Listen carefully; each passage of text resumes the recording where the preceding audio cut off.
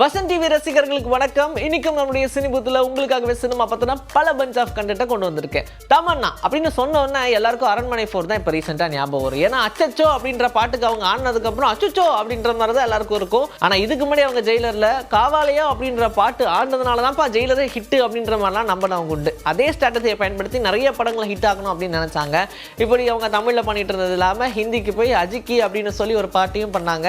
And 3-2 படம் hit ஆகிறதுக்கு அது ஒரு மெயின் ரீசன் அப்படின்னு சொல்லலாம். என்னதான் பாட்டுக்கும் படத்துக்கும் சம்பந்தமே இல்லைனாலும் வெப்பம் பாரு பாட்டு அப்படின்ற மாதிரி பர்பஸா வச்சிருப்பாங்க. இருந்தாலும் தமன்னா அவர்கள் தான் கண்டிப்பா இந்த படத்துக்கு ஒரு ஹிட் அப்படின்ற மாதிரி சொல்லுவாங்க. இப்படி ஒரு இன்சிடென்ட் நடந்ததுக்கு அப்புறமா ஹீரோயினா தமன்னா அப்ரோச் பண்றதை விட எல்லாருமே இப்படி ஒரு பாட்டு மட்டும் ஆடி கொடுத்துட்டு போயிருங்களேன் அப்படின்ற மாதிரி தான் கேட்கறாங்களாம். இதனாலேயே என்னப்பா இப்படியே வந்துகிட்டு இருக்கு அப்படின்னு சொல்லி ஃபெட்டப்பா உட்கார்ந்துருக்காங்க தமன்னா அப்படின்ற மாதிரி தான் சொல்றாங்க.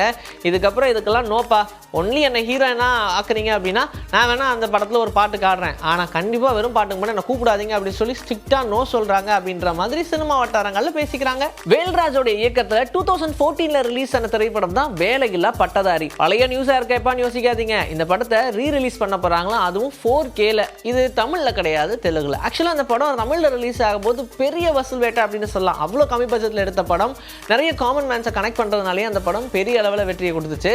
அண்ட் இந்த படத்தை தெலுங்குல அப்படியே ரகுவரன் பிடெக் அப்படின்ற மாதிரி டப் பண்ணி ரிலீஸ் பண்ணியிருந்தாங்க. அந்த படம் தமிழ்ல எந்த அளவுக்கு ஹிட்டோ அதே அளவுக்கு தெலுங்குலையும் ஹிட் ஆச்சு.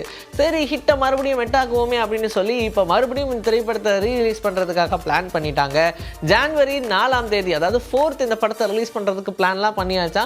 4Kல படம் தயாராகிட்டே இருக்கு. ஃபைனலாக ஒரு தடவை முடிஞ்சதுக்கு அப்புறமா ரிலீஸ் டேட்டை இன்னும் பியூரா அனௌன்ஸ் பண்ணிட்டு படத்தை ரிலீஸ் பண்ணலாம் அப்படின்ற மாதிரி பிளானும் பண்ணிடுறதா சொல்றாங்க. ஸோ பொறுத்து இருந்து பார்க்கலாம். ஃபகத் ஃபாசில் அப்படின்ற பேரை சொன்னோன்னே இவர் மலையாள நடிகர் மட்டும் இல்லப்பா, எனக்கு பிடிச்ச நடிகர் அப்படின்ற மாதிரி சொல்லுவாங்க. எல்லா ஸ்டேட்லையுமே இவருக்கான ஃபேன்ஸ் இருக்காங்க. ஏன்னா இவர் வெறும் ஹீரோவா மட்டும் இல்லாமல் வில்லன் நடிக்கிறது, குணச்சித்திர வேடங்களை நடிக்கிறது, அண்ட் இவருடைய கேரக்டர் மட்டும் தனியா உருவாக்குறது இப்படின்ற மாதிரி இவருக்கே அமைஞ்ச மாதிரியான கதைகள்ல இவருடைய கதாபாத்திரங்கள்லாம் அமைஞ்சிடும். அப்படிதான் இப்போ ரிலீஸ் ஆன வேட்டையன் படத்தையும் இவருடைய கேரக்டரை பத்தி எல்லாருமே பாராட்டினாங்க. இந்த மாதிரி ஒவ்வொரு படம் ஆவேசத்தெல்லாம் நடிப்பா ஆவேசமா காமிச்சிருப்பார். இப்படிதான் இருக்கிறதுனாலயே இவரை ரொம்ப பிடிச்சிருச்சு அப்படின்றதுனால பேசாம இவர் அப்படியே பாலிவுட்டுக்கு கொண்டு போயிடலாம் அப்படின்னு சொல்லி இப்போ பாலிவுட்ல அவர் கதாநாயகனா நடிக்க போறாரு. அண்ட் ஹீரோயினா திருப்தி டிம்ரி தான் நடிக்க போறாங்க அப்படின்னு சொல்லியிருக்காங்க. படத்தோட டைரக்டர் யாருன்னு கேக்குறீங்க, இந்தியா சலி. ஆல்ரெடி ஹைவே அப்படின்ற நல்ல திரைப்படத்தை கொடுத்தவர் தான் இந்த திரைப்படத்தையும் இயக்குறாரு. ஸோ இவருடைய இயக்கத்தில் ஃபகத் ஃபாசிலுடைய நடிப்பில் இந்த படம் எப்படி வரப்போகுது, அண்ட் ஹிந்தி ஆடியன்ஸ் இந்த திரைப்படத்தையும் ஃபகத் ஃபாசிலையும் எப்படி எடுத்துக்க போறாங்க அப்படின்றத படம் ரிலீஸ் ஆனதுக்கு அப்புறம் தான் தெரியும். ஜனவரி மாதம் இந்த படத்துடைய ஷூட்டிங்கை ஸ்டார்ட் பண்றாங்களாம், வெயிட் பண்ணி பார்க்கலாம். புஷ்பா 2 படத்துக்கு ஒரு பெரிய ரெகக்னேஷன் கிடைச்சிருக்கு. காரணம் என்னன்னா, ஆல்ரெடி புஷ்பா படம் பெரிய லெவலில் ரிலீஸ் பண்ணணும்னு நினைச்சாங்க. ஆனால் ரிலீஸ் ஆனதுக்கு அப்புறம் மெதுவாக இந்த படத்தை பற்றி பேசினாங்க. ஆனால் அந்த படம் பெருசாக போனதுக்கு அப்புறமா இப்போ புஷ்பா 2 டிசம்பர் 5ஆம் தேதி ரிலீஸ் ஆக போகுதுன்னு சொன்னாங்க. முதல் நாளே கண்டிப்பா ஒரு 100 கோடியை தாண்டும் அப்படின்ற மாதிரிலாம் எதிர்பார்த்தாங்க.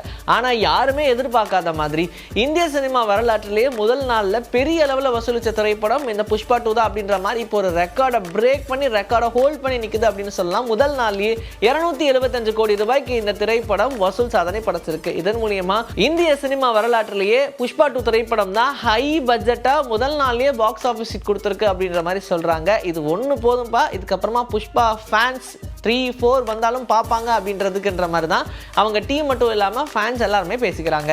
கீர்த்தி சுரேஷ்க்கு கல்யாணம்னு சொல்லி ஒரு வழியாக அவங்களோட இன்விடேஷனே வந்துருச்சு. கீர்த்தி சுரேஷ்க்கும் ஆண்டனின்றவங்களுக்கும் டிசம்பர் 12ஆம் தேதி கல்யாணம். அதாவது அந்த டேட்ல தலைவர் ரஜினிகாந்த் அவர்களுடைய பர்த்டே. ஸோ அவருடைய பர்த்டே அன்னைக்கே அவங்க மேரேஜ் பண்ணிக்கிறாங்க அப்படின்ற ஒரு விஷயம் கீர்த்தி சுரேஷுடைய ஃபேன்ஸுக்கு மட்டும் இல்லாமல் ரஜினிகாந்த் அவர்களுடைய ஃபேன்ஸுமே இப்போ இந்த இன்விடேஷனை ஷேர் பண்ணி வந்துகிட்டு இருக்காங்க. அண்ட் இது வைரல் ஆகிட்டு இருக்கு. இன்னைக்கு நம்மளுடைய சினிபூத்தில் சினிமா பத்தின பல விஷயங்களை பார்த்தாச்சு. இதே மாதிரி அடுத்த எபிசோட் உங்களை நான் வந்து சந்திக்கிறேன். Until then, this is bye from Vijayashree. Take care.